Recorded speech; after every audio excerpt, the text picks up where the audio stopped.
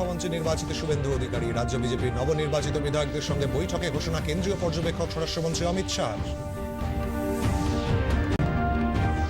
গঙ্গোত্রী থেকে গঙ্গাসাগর পর্যন্ত বিজেপির সরকার গঠন হয়েছে বললেন কেন্দ্রীয় স্বরাষ্ট্রমন্ত্রী অমিত শাহ। সংকল্পপত্রে প্রতিশ্রুতি পূরণ করা হবে বললেন শুভেন্দু অধিকারী।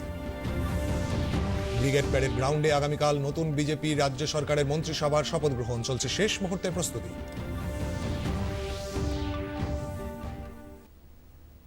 নমস্কার, আসছে বিস্তারিত খবরে। রাজ্যে বিজেপি পরিষদীয় দলের নেতা এবং মুখ্যমন্ত্রী নির্বাচিত হলেন শুভেন্দু অধিকারী। রাজ্য বিজেপির নবনির্বাচিত বিধায়কদের সঙ্গে নিউ টাউন কনভেনশন সেন্টারে বৈঠকের পর একথা ঘোষণা করেন দলের কেন্দ্রীয় পর্যবেক্ষক স্বরাষ্ট্রমন্ত্রী অমিত শাহ। सभी प्रस्ताव और समर्थन एक ही नाम के मिले हैं। उसके बाद दूसरे नाम के लिए भी सबको समय दिया गया, पर्याप्त समय दिया गया, मगर कोई दूसरा नाम नहीं आया है। इसलिए केंद्रीय पर्यवेक्षक के रूप में मैं श्री शुभेंदु अधिकारी जी को पश्चिम बंगाल विधानमंडल दल के नेता के रूप में निर्वाचित घोषित करता हूं।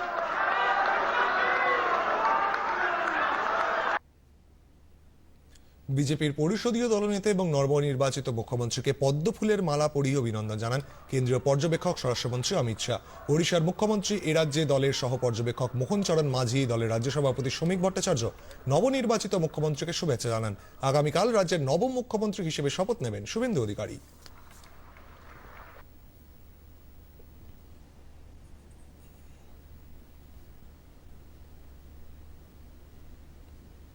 এই রাজ্যে বাম শাসনকালে যে ধরনের ভয়ের পরিবেশ বিরাজ করত মমতা বন্দ্যোপাধ্যায়ের সময়ে, তা আরো গভীর আতঙ্কের রূপ নিয়েছিল বলে জানালেন কেন্দ্রীয় স্বরাষ্ট্রমন্ত্রী অমিত শাহ। তিনি বলেন, বাংলার মানুষ এবার বিজেপি এবং প্রধানমন্ত্রী নরেন্দ্র মোদীর ওপর আস্থা রেখেছে। এর জন্য বাংলার মানুষকে আন্তরিক কৃতজ্ঞতাও জানান তিনি। जिस प्रकार का माहौल कम्युनिस्टों के समय से यहां पर बनाया जाता था, ममता जी ने इसको और गहरा तरीके से भय में परिवर्तित किया। वहां मत की अभिव्यक्ति लगभग असंभव थी। सैकड़ों उदाहरण हिंसा के, क्रूरता के, उसके बीच में भारतीय जनता पार्टी और हमारे नेता नरेंद्र मोदी पर भरोसा कर बंगाल की जनता ने जो प्रचंड विजय हमें दी है, इसके लिए मैं बहुत बहुत धन्यवाद करता हूं। मैं पार्टी की ओर से यह भी कहना चाहता हूं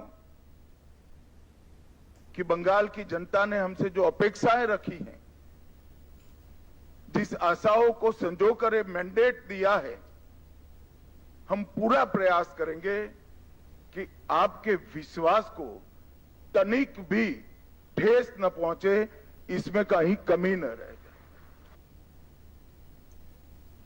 রাজ্যে বিজেপির এই জয় ঐতিহাসিক ও তাৎপর্যপূর্ণ বলেও জানান কেন্দ্রীয় স্বরাষ্ট্রমন্ত্রী অমিত শাহ। मित्रों, आज बंगाल का विजय अनेक दृष्टिकोण से बहुत महत्वपूर्ण है। 100 साल की वैचारिक यात्रा के बाद गंगोत्री से गंगा सागर तक हर जगह पर आज भारतीय जनता पार्टी की सरकार बनी है। ये हम सब के लिए बहुत आनंद का विषय। 1950 से जिस विचार की यात्रा को लेकर हम निकले और जिसके नेतृत्व में निकले, श्यामा प्रसाद मुखर्जी के नेतृत्व, उनकी ही जन्मभूमि में 1950 के बाद आज 2026 में श्यामा प्रसाद जी की ही पार्टी की सरकार बन रही है। ये भी बहुत महत्वपूर्ण है। जब 370 हटी, तब देश भर के कार्यकर्ताओं के मन में खुशी की लहर दौड़ी थी, मगर मुझे कई वरिष्ठ कार्यकर्ताओं ने कहा था कि अभी भी कुछ कसक बाकी है। मैंने आश्चर्य से पूछा था, भला क्या बचा अब? तब उन्होंने कहा था, बंगाल में भाजपा का झंडा फहराना बाकी। और आज मैं मानता हूं श्यामा प्रसाद जी जहां पर भी होंगे मुक्त मन से नरेंद्र मोदी जी के नेतृत्व को वो आशीर्वाद देते होंगे, क्योंकि नेतृत्व ने भारतीय जनता पार्टी को गंगा सागर तक पहुंचाया, गंगोत्री से लेकर। অসম ত্রিপুরা ও বাংলা জয়ের পর এবার অনুপ্রবেশ ও গরু পাচার কোনোভাবেই সম্ভব হবে না বলেও স্পষ্ট জানান কেন্দ্রীয় স্বরাষ্ট্রমন্ত্রী অমিত শাহ। त्रिपुरा में हमारी सरकार है, आसाम में हमारी सरकार है और बंगाल में भी अब हमारी सरकार बनी है। घुसपैठ असंभव होने वाली, गौ तस्करी असंभव होने वाली है और दृढ़ता के साथ बंगाल सरकार और भारत सरकार इस सीमा को राष्ट्र की सुरक्षा के अभेद किले के अंदर परिवर्तित कर लेगी। भाइयों बहनों, ये जो यात्रा हुई है, बंगाल की जनता ने हमें जन समर्थन तो दिया, गत चुनाव में भी दिया था, 77 सीट जीते थे, मगर इस बार जो जन समर्थन मिला है उसका आभार व्यक्त करने के लिए भाजपा के कार्यकर्ता के नाते मेरे पास शब्द नहीं है। हमारा विधायकों का जीत का एवरेज मार्जिन 28,000 है। 28,000 वोट से हम सब जीते हैं, एवरेज निकाल देते हूं। और 3 से 77 और 77 से 203 की 207 की जो यात्रा हुई है वो अभूतपूर्व है। 23 प्रशासनिक जिलों में से 9 जिले ऐसे हैं जहां दीदी का खाता भी नहीं खुला है, सुपड़ा साफ हो गया। मैंने ऐसा प्रचंड जनादेश देखा नहीं। सरकार परफॉर्म करती है तब तो मिलता है, मगर जहां ऑपोजिशन में है, विरोधी दल के नेता को बोलने का कोई मौका नहीं दिया जाता है, जनता की भावनाओं को उजागर करने का मौका नहीं दिया जाता है, वहां पर 9 जिलों में शून्य सत्ताधारी दल का, ये केवल और केवल ईश्वर और बंगाल की जनता की कृपा है। এ রাজ্যে বিজেপির পরিষদীয় দলনেতা এবং নবনির্বাচিত মুখ্যমন্ত্রী শুভেন্দু অধিকারী বলেছেন বিজেপি সংকল্পপত্র পূরণে প্রতিশ্রুতিবদ্ধ।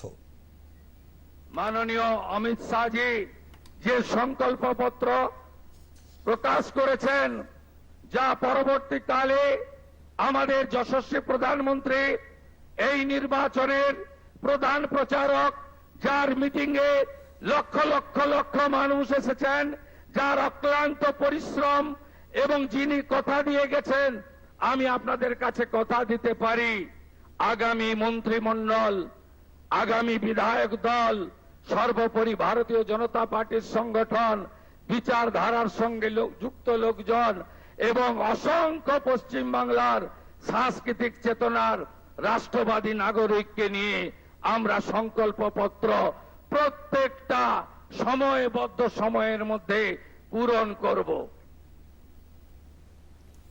সন্দেশখালী থেকে আরজি কর এবং পূর্বের সরকারের দুর্নীতির বিরুদ্ধে ব্যবস্থা নিতে কমিশন গঠন করা হবে বলে জানালেন শুভেন্দু অধিকারী। চার্জশিট প্রকাশের দিন মাননীয় নেতা অমিত শাহজি দুটো প্রতিশ্রুতি বাংলার লোককে দিয়েছেন। সন্দেশখালী থেকে আরজি কর হয়ে যত মা বোনেদের উপরে, কন্যাদের উপর অত্যাচার হয়েছে তার কমিশন বসবে এবং যারা অভিযুক্ত তাদের বিরুদ্ধে ব্যবস্থা নেওয়া হবে। মাননীয় অমিত শাহজি চার্জশিট প্রকাশের দিন ঘোষণা করেছিলেন যে পশ্চিম বাংলায় ইনস্টিটিউশনাল করাপশন, প্রাতিষ্ঠানিক দুর্নীতি যারা করেছেন তাদের বিরুদ্ধে রিটায়ার্ড জাজকে দিয়ে কমিশন বসানো হবে এবং উপযুক্তভাবে আপনাদের সরকারি অর্থ যারা নয়ছয় করেছেন তাদের বিরুদ্ধেও আমরা ব্যবস্থা নেব। নিউ টাউনে কনভেনশন সেন্টারে এদিনের বৈঠক সম্পর্কে বিস্তারিত জানিয়েছেন আমাদের প্রতিনিধি সৌরজ্যোতি বন্দ্যোপাধ্যায়। শ্যামাপ্রসাদ মুখোপাধ্যায়ের বাংলায় শ্যামাপ্রসাদের সরকার হবে, এই বার্তা নির্বাচনী যুদ্ধে দিয়েছিল কেন্দ্রীয় নেতৃত্ব, বিজেপির রাজ্য নেতৃত্ব। এরপর 2026-এ পশ্চিমবঙ্গ বিধানসভা নির্বাচনে ঐতিহাসিক রাজনৈতিক পালাবদলের সাক্ষী থেকেছে বাংলার জনগণ। এই প্রথমবার পশ্চিমবঙ্গে গড়তে চলেছে ভারতীয় জনতা পার্টির সরকার। কিন্তু এই ভারতীয় জনতা পার্টির সরকারের মূল মুখ কে হবেন, অর্থাৎ মুখ্যমন্ত্রীর পদে কে আসবেন, সেই নিয়ে নানাবিধ জল্পনা দানা বেঁধেছিল। কিন্তু অবশেষে মুখ্যমন্ত্রীর মুখ নির্দিষ্ট করল বিজেপির কেন্দ্রীয় নেতৃত্ব। কেন্দ্রীয় স্বরাষ্ট্র এবং সমবায় মন্ত্রী অমিত শাহ, মোহনচরণ মাঝি ওড়িশার মুখ্যমন্ত্রী, তাদের পর্যবেক্ষক হিসাবে পরিষদীয় দলনেতা চয়নের দায়িত্বভার দিয়েছিল বিজেপির কেন্দ্রীয় নেতৃত্ব। এবং তারপর তারাই আজ মূলত স্থির করে ফেললেন মুখ্যমন্ত্রীর আসনের দাবিদার কে হবেন।